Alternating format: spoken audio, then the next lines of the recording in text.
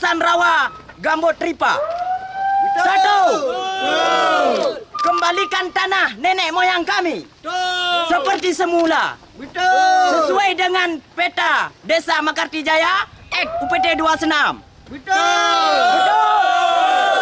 Yang kedua, jangan rampas tanah adat dan ulayat milik masyarakat 15 desa kawasan rawa Gampung Tripa, termasuk Desa Mekartijaya. Yang ketiga, selesaikan sengketa lahan masyarakat ini dengan PT GSM Kalista Alam dan PSPS 2 sehingga tidak terulang lagi kasus penangkapan, ancaman dan teror mental warga kami. Yang keempat,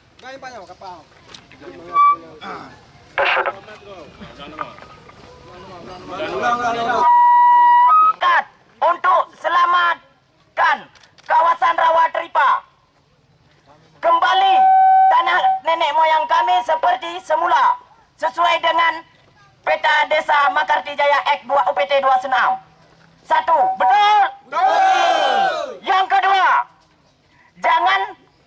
jangan rampas tanah adat dan ulayat milik masyarakat 15 desa kawasan rawa Gambut Tripa, termasuk Desa Mekartijaya. Betul?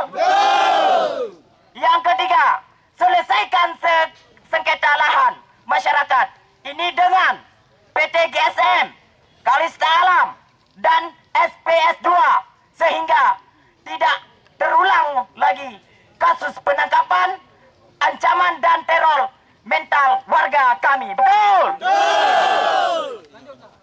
Yang keempat, akhiri aksi sweeping KTP terhadap masyarakat yang mencari nafkah di kawasan rawa Gambut Tripa. Tambahan.